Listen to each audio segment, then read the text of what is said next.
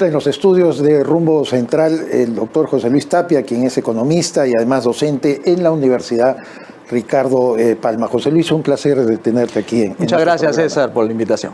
Bueno, estamos a pocos días de las elecciones, la segunda vuelta, y uno de los factores que más se han puesto sobre la mesa de discusión, no solamente entre los candidatos, sino también a nivel académico y a nivel de todos los actores políticos y también actores económicos, la discusión de qué cosa va a pasar luego del día 7, qué expectativas podamos tener, qué nos estamos jugando en todo caso en la definición en la segunda vuelta del candidato presidencial. Bien, nos estamos jugando la estabilidad, ¿no? La estabilidad de las reglas, el respeto a la propiedad privada. También hay que señalar que hay un diseño institucional en la Constitución que también se puede modificar, no sé si ahorita o después, pero son las reglas básicas de juego que haría que o viene o no vienen las inversiones, ¿no? Eso es principalmente. Bueno, Perú se ha caracterizado en los últimos años por ser el país que en todo caso por sus fundamentos macroeconómicos ha mantenido tasas de crecimiento pero verdaderamente muy modestas, sin que se apalanque sobre todo, algunas actividades como es la minería, que para nosotros resulta tan importante. En todo caso, sí primar a la sensatez de quien gobierne, sea quien sea, a partir del próximo 28 de julio del presente año, qué es lo que debe hacer en todo caso, cuál es la recomendación para que nuestra economía se pueda recuperar. Crear confianza, ¿no? Definitivamente. Y parte por el hecho de darle estabilidad a las reglas de juego. Las reglas de juego son fundamentales para crear los incentivos para las inversiones. Y las inversiones van a venir cuando haya confianza. Entonces, si van a estar permanentemente cambiando las reglas de juego, entonces van a retirarse las inversiones. Las inversiones vienen donde hay confianza, donde hay previsibilidad, donde hay estabilidad. Y eso es necesario si queremos prosperar, queremos hacer crecer la economía en base a la inversión privada, ¿no? Y en efecto hay pero demasiados elementos que a veces impiden esa atracción de la inversión. Por lo pronto acá, y particularmente en Rumbo Minero, siempre hemos seleccionado todo esto que se ha venido acumulando con el tiempo. Primero el tema de la inseguridad ciudadana, la criminalidad organizada que ha penetrado a través de la minería ilegal a la actividad minera formal, la permisología, por supuesto, la enorme cantidad de trabas que se tienen que superar solamente para poder dar el paso en la exploración de algunos yacimientos. En cuarto lugar, lo que tú bien mencionas, la inestabilidad política, porque esa forma parte justamente del elemento público que más se hace evidente. Y ciertamente el quinto punto es la corrupción, porque hay una enorme corrupción en el Estado que hay que tratar de visualizarla también como una traba para la atracción. Entonces tenemos que superar varias cosas, no se trata acá solamente del factor confianza por que una ideología determinada tome las riendas del país. Yo lo que veo es más bien un ambiente bastante imprevisible, o sea, crea mucha incertidumbre los dos candidatos, no es que uno más que el otro, claro, los dos. Así es.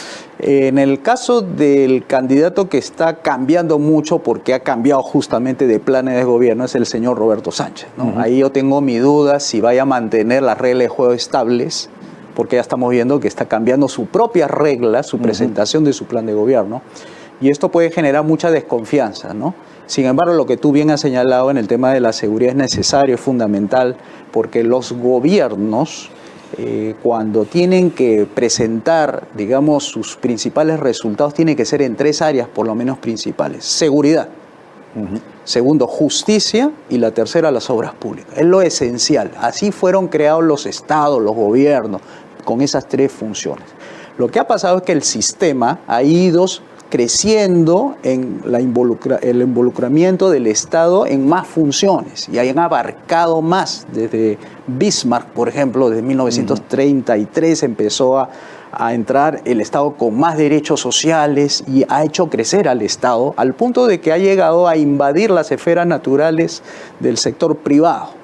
Entonces vemos una cantidad enorme de regulaciones, reglas, requisitos, permisos, entre ellas la minería, que se ha visto, digamos, perjudicada y ha atrasado muchos proyectos, etcétera. Entonces ese es el marco que está partiendo y que va a partir el nuevo gobierno. Sobre esa base tiene que trabajar para crear justamente las condiciones propicias para que no solamente la minería sea la única, digamos, que despegue, sino todas las actividades económicas y se sienta un progreso general en el país y no en algunos sectores, ¿no? Déficit que tenemos también en obra pública, y esto nos lleva a repensar también cómo debe direccionarse el gasto fiscal, y sobre todo porque ese elemento de corrupción ya hemos visto, ¿no? Siempre hoy por hoy en las provincias, sobre todo la altoandina, las que están en el sur del país, le reclaman a Lima y no le reclaman a sus propias autoridades que han hecho ser y pabilo de los recursos que se paga, por ejemplo, por la minería, el canon sobre canon, regalías, impuesto a la renta, que suma casi el 50% de todas sus utilidades e ingresos. ¿Cómo redireccionar ese gasto público y cómo administrarlo mejor? ¿Cuál es tu perspectiva? Primero debemos preguntarnos cuál es realmente el rol del Estado. Yo creo que por ahí debemos empezar para luego dirigir los gastos hacia ese rol. Yo creo que el rol está mal planteado en el Estado. Tal es así, pues, que se han reemplazado los derechos por permisos, los incentivos productivos por incentivos políticos. Entonces no podemos progresar si no se tiene bien claro para qué está el gobierno.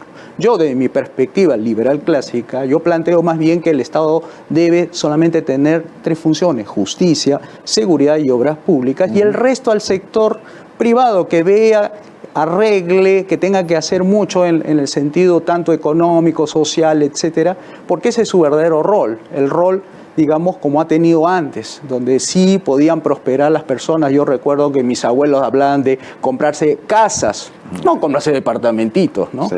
O tener muchos hijos, y acá tenemos pues jóvenes que se casan hasta con uno y no quieren tener hijos. Entonces eso es porque el Estado ha abarcado demasiado y perjudica el ingreso de las personas, sobre todo que tenemos unos ingresos pues de $7,000, $8,000 por año, cuando deberíamos estar como Qatar ganando $120,000, siendo una economía solamente de 3 sectores, ¿no? Gas, petróleo y turismo. Y nosotros tenemos un potencial enorme como para hacer crecer nuestros ingresos y para que los peruanos estemos mejor, estemos viviendo con un Estado que se dedique solamente a esas 3 funciones que ha abdicado: justicia, seguridad y obras públicas, ¿no? Y eso nos lleva también a indagar sobre la situación de Petroperú, por supuesto, que ha estado también en el centro del debate, la cantidad de dinero que se ha tenido que destinar para su rescate. Hay todo un marco legal para su reorganización, pero siempre se dice acá lo fundamental es garantizar una buena gobernanza para Petroperú, y sin embargo todavía forma parte del Estado. ¿Tú qué piensas? ¿Qué debe hacerse con Petroperú? Primero debemos preguntar por qué los contribuyentes tenemos que estar financiando a una empresa quebrada. Esa es la primera pregunta que tenemos que hacer. Los ciudadanos no hemos nacido para mantener empresas que quiebran, que estén deficitarias, que arrojen pérdida y que encima reclamen sus trabajadores una repartición de utilidades. Eso es inmoral, eso es obsceno, ¿no? Cuando todos los ciudadanos hemos puesto de nuestro bolsillo, hemos puesto prácticamente miles de millones de soles, 20.000 dicen millones de soles que se ha ido en esa empresa. Eso es injusto. Entonces hay que repensar más bien en que el rol del Estado no es la de ser empresario, no está para eso no fue creado para esas 3 funciones que lo he mencionado. Esto viene de Adam Smith, John Locke y toda la escuela austriaca, la escuela de elección pública. Y en segundo lugar, si vamos a hablar de la empresa como tal, tenemos que pensar en cómo liquidarla, porque es un mal ejemplo, es una historia nefasta del país, como para ponerlo en los libros de historia sobre lo que no debe hacer el Estado, porque es un mal ejemplo mantener empresas quebradas a costa de la plata de los contribuyentes, que nos esforzamos mucho para poder pagarle a la SUNAT los impuestos, ¿no? Siempre se dijo que al ingeniero Alberto Fujimori le faltó tiempo para realizar las reformas de segunda generación, que probablemente podía ya determinar que las empresas, incluso de abastecimiento de agua, también pudieran tener un rol de participación privada mucho más significativa, importante, para cuidar precisamente el centavo de cada uno de quienes tenemos la absoluta necesidad de ese servicio. ¿Habrá espacio para dar ese impulso a tales reformas, crees tú? Yo creo que lo primero que debemos pensar es modificar o eliminar el artículo 6.6. Yo creo que ese es el quid del asunto, que el Estado sea dueño de los recursos renovables y no renovables del subsuelo. Claro. Yo creo que eso tiene que ser privado para el que lo descubre. Si debajo del suelo hay oro, que el descubridor sea el dueño. Entonces, eso es lo principal, ¿no? Y después ya deriva de esa modificación una serie de consecuencias al respecto. Serán pues las personas que descubran, las que negociarán con las empresas interesadas en explotar ese mineral o gas o petróleo o cualquier otro hidrocarburo, para que a partir de eso se pueda construir confianza, construir país y ver que el acceso a las oportunidades está para cualquier persona emprendedora, productiva, que genere puestos de empleo, etcétera, viéndose que eso es lo que determina el éxito de la persona y no porque el Estado decide quién debe tener la concesión, quién no. Desde Julio Velarde hasta, por supuesto, economistas serios como lo eres tú, José Luis, han advertido la necesidad de que la atracción de inversiones en este superciclo que están pasando algunos de los principales metales, el cobre, el oro, la plata, pero particularmente el cobre y la demanda que van a tener, porque falta oferta todavía. Y nosotros tenemos grandes proyectos, uno de los cuales, por ejemplo, Zafranal, ya se ha visto detenido porque la empresa Teck, la canadiense, decidió irse más bien al norte de Chile a explotar una mina ahí, más o menos diciéndonos a los peruanos, no tengo garantías para seguir. Allá anteriormente Newmont también lo había hecho con Yanacocha Sulfuros, diciendo que dejaba en suspenso la explotación de ello. ¿Cómo tendremos que modificar, en todo caso, el punto de atracción, el imán de esa inversión privada para que no tengamos tampoco estos saltos? Zafranal vendría a ser el segundo gran proyecto cuprífero del sur del país, ¿no? Como bien lo has dicho, César, al Perú no le falta cobre, lo que le hace falta es institucionalidad, es decir, hacer shock desregulatorios para que esos permisos no se conviertan en dolores de cabeza para quienes quieran ofrecer, explorar y explotar minas, explotar hidrocarburos, cualquier otra actividad. Ese es el gran problema que nosotros tenemos. Es un Estado demasiado controlista, no permite que avancen en la libertad, en la libertad económica, en el libre mercado, que es lo que la gente quiere prosperar y no se le permite porque hay mucha discrecionalidad del burócrata. Todo inventa con tal de controlar más la economía. Y eso es porque no nos hemos preocupado en cómo ponerle límites al gobierno. Claro. Eso es lo principal. Si tenemos bien claro que hay que ponerle límites, vamos a ver cómo la libertad económica hace prosperar estos proyectos que tú has mencionado, ¿no? Y además tenemos el otro desafío, que es la reducción de la pobreza, ¿no? Hace poco se han dado a conocer los indicadores de una leve reducción, pero que todavía estamos en una etapa muy dura. Ni siquiera, o sea, la pandemia, que ha sido un factor de distorsión conjuntamente con el gobierno de Pedro Castillo Terrones, hay que decirlo con toda claridad, los dos grandes males y flagelos que hemos tenido en este último quinquenio, que han impedido esa pugna por la reducción de la pobreza. ¿Cómo enfocar desde un próximo gobierno este desafío? Lo vuelvo a repetir, poniéndole límites, ¿no?